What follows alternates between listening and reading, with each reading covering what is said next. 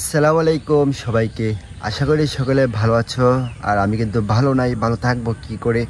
দুবাইয়ের জন্য পাসপোর্ট জমা দিয়ে পড়ে গেলাম, লাইফটা অনেকটা পিছিয়ে। তো কিভাবে পিছিয়ে পড়লাম, আজ থেকে 4 মাস আগে পাসপোর্ট জমা দিচ্ছি। এই মুহূর্তে কিন্তু আমার বাহিরে যাওয়া অনেকটাই জরুরি, অনেকটাই। তো এই জরুরির মাঝে কিন্তু আটকে আসছি, জরুরি কাজটা আর হচ্ছে না। তো দুবাইয়ের জন্য পাসপোর্ট জমা দিচ্ছি 4 মাস আগে। দালাল বলছিল 3 মাসের ভিতরে আমাকে পাঠিয়ে দিবে। শুনতাম আগে যে দুবাই বন্ধ বন্ধ, আবার খুলে মাঝে মধ্যে। আবার দালাল বলছে যে ডেলিগেটে নাকি খোলা। তো ডেলিগেটে যেহেতু খোলা, ডেলিগেটে একটি চান্স নিতে পারি, নিলাম। ডেলিগেটে সব কিছু ঠিকঠাক হয়ে গেল, মেডিকেল করলাম। কিছুদিন সময় দিচ্ছে, ভিসা চলে আসবে, মেডিকেল ফিট সব কিছু ঠিকঠাক আছে। ডেলিগেটে টিকে গেলাম। ওয়েট করতে করতে করতে করতে 1 মাসের ওয়েট করতে করতে 4 মাস হয়ে গেছে, এখন পর্যন্ত ভিসা আসে না। তো অবশেষে এই সপ্তাহে বলতেছে যে দালাল আমার যে পাসপোর্ট সেটা সে তুলে নিবে দুবাইয়ের থেকে। দুবাই আর পাঠাবে না, দুবাই বন্ধ, পাঠাবে কি করে, সব দিক দিয়ে বন্ধ এই মুহূর্তে। এই 4টা মাস কিন্তু আমি অনেকটা পিছিয়ে পড়ে গেছি। 4 মাস আমি কোনো কিছু করতেছি না। বাইরে থেকে আসার পরে 2 বছর হয়ে গেছে, এখন পর্যন্ত কোনো কিছু করতেছি না। ভাবছি বাইরে গিয়ে আবার কাজকাম করব।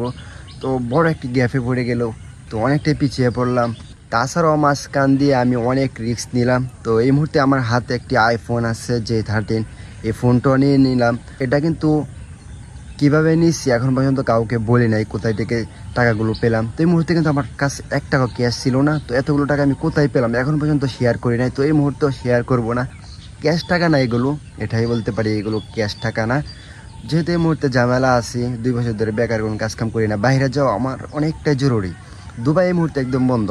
দুবাইয়ের আশা করি আর লাভ নাই। ভাবছি অন্য রাষ্ট্রে যাব আবার। তো সৌদি আরবের জন্য আশা করতে। সৌদি আরব একটি সমস্যা কি, যে পাসপোর্ট বয়স কমাইছিলাম, পাসপোর্ট থেকে এনআইডি কার্ডে সমান করেছিলাম বয়সটা। তো এটা নাকি সমস্যা হবে, একবার ঘুরে আসছি। তো সবাই অনেকে বলতেছে সমস্যা হবে, আবার বেশিরভাগ মানুষই বলতেছে যে এটা কোনো সমস্যা না।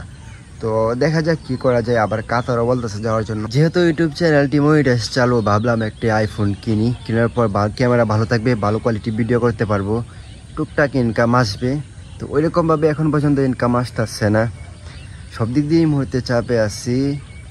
তো কিছু করার নাই, সবই কপাল। সবাই একটু সাপোর্ট করো, পাশে দেখো। তো এই মুহূর্তে 2টা অপশন আছে আমার কাছে, সৌদি আরব আর কাতার। দেখা যাক কোন দেশে যাওয়া যায়। তো রমজানের পর চিন্তা ভাবনা করবো। এই মুহূর্তে আর চিন্তা ভাবনা করবো না। পাসপোর্ট নিয়ে আসবো, দুবাই থেকে পাসপোর্ট তুলে নিয়ে তারপর কাতার বা সৌদি আরবের জন্য আবার জমা দিব নতুন করে। তো এই মুহূর্তে দুবাইয়ের জন্য দেওয়া ঠিক হবে না, কেউ দুবাইয়ের জন্য দেন না। দুবাই কিন্তু এই মুহূর্তে টোটালি বন্ধ।